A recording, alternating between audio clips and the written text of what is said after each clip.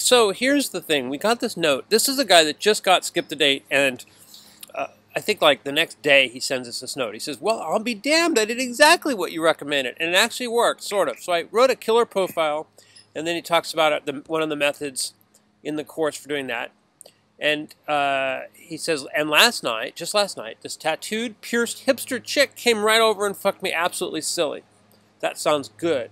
So Jonathan, it looks like he got some great results like right away, just following the program. That's awesome. I love when people implement, and this just goes to show that if you actually watch the videos, take action, and start meeting these girls, you can have success within 24 hours, which is pretty much like that's like exactly what I love to hear from my students. I love when guys out there are having amazing success and amazing times and changing their lives. Right. So then he's saying, okay, got another meet here going on. And he says, was going swimmingly until near the end. This is with an erotic photographer, a fairly freaky Stanford graduate chick. He says, then she says, at some point we're going to need to talk about all those awkward things about our arrangement. So David here says, at some point, I just sort of said something non-committal, went on my business. And this leads me to my question. And his questions are, do you, in fact, pay for these girls? If not, how do you screen for the ones that will be cool? If so, how much? Any useful guidelines? Please enlighten me, oh guru. It's really rare for a girl to wait all the way up until the end of a date to mention that she's kind of transitioning into the I want money for my body mindset. My emails and my system is really designed to screen that out early on. Most girls in the first or second email response who have this kind of mindset will mention it at that point. They're not going to wait until the date to say, by the way, this is for sale. I'm not looking for a relationship. I'm looking to sell my body. You do run into those things. Obviously, for every guy, it depends on the girl. It depends on your situation, how you feel about different things. I know some girls are looking for help paying their rent or buying a car or help with student loans, whatever their kind of situation is. Obviously, that's really up to you. You don't have to get involved in any of that stuff. Some of the really, really beautiful, super high-end girls are used to a certain lifestyle, and maybe you'll run into those things. And it's totally up to the customer's discretion, but I really avoid those situations personally. I'm not in a strong enough financial situation to pay a girl $10,000 a month. I've never known you to ever pay a dime for any of that, ever. Right, that's just really, so just like he kind of showed, right? He had a great experience and then a not-so-great experience. So even if 50% of the girls bang you right away and 50% turn out to be girls looking for money, that's an amazing level of success considering, he got a girl in 24 hours. That means every other day he has an amazing date. That's 3 a week, 4 a week. That's awesome. That's where we're going to focus on the positive. So yeah, it's really up to you to kind of do that situation. The emails are designed to screen that out. It's really rare for a girl to wait until the date to bring it up. All the things in the emails really designed to get her to mention those things. And my real advice is to kind of figure out exactly what you're looking for.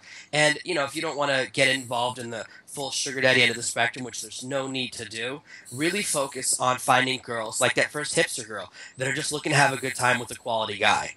And the best way to really do that is to focus on girls that are newer members of the site. My experience is that when a girl's been a member of one of these sites for 4 years, she's kind of become jaded. Anytime a girl says something like, I've had sugar daddies before, I know the deal, or some girls say weird things about, I just want a guy to give me money, but I don't even want to have sex, I just want to get paid for friendship. All of that weird stuff, which is a very small part of the sites, I just avoid. The reason these sites are so amazing is because most people think 99% of the girls on there are looking for that, but it's really 10% or less. So probably the next 4 or 5 girls you're going to run into are going to be the type of girls that are like this hipster girl that are awesome. So you are going to run into these experiences. My advice is to really focus on the positive. Keep messaging girls. You do have to do some screening process. The emails are designed to do that. Every once in a while, a girl will slip through who... and if you think about how socially awkward that is as well, for her to wait till the end of a date to be like, surprise, this isn't a normal date, I actually want money for the end of the date.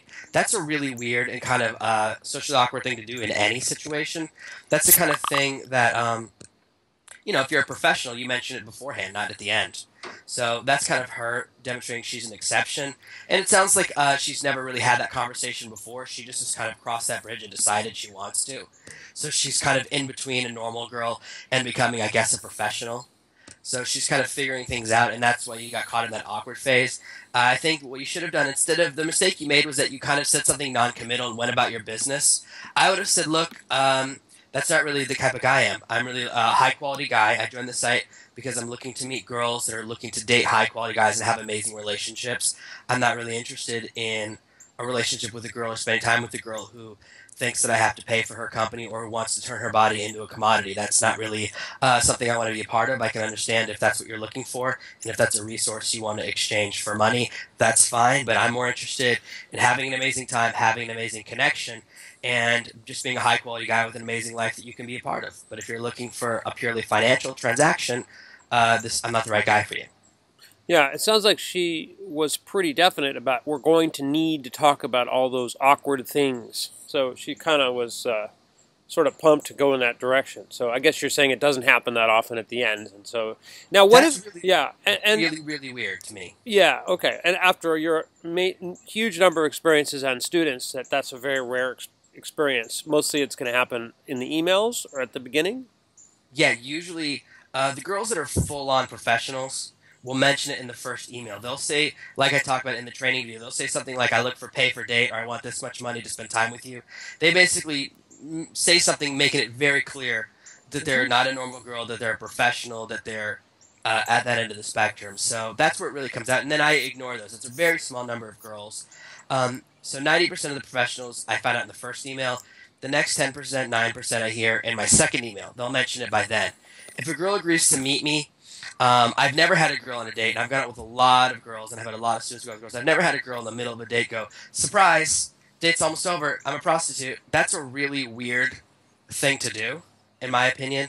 It's very unique. This girl had a very strange approach. I guess she was kind of waiting for him to be horny and then wanted to bring it up, but don't worry about that. It's not going to happen again. This is really the exception. The real thing to focus on is the fact that he had amazing success the night before. He'll have amazing success the next day. And if girls do weird things during the meet, remember, just send her. What I would have done is said, you know what, this isn't working out. You should go home. And I would have sent out 3 more emails because you'll have another phone number 20 minutes later. Great. I love it, man. So the rest of these questions, if so, how much? Any useful guidelines? And that's not really what our course is about or what we're really suggesting that you do.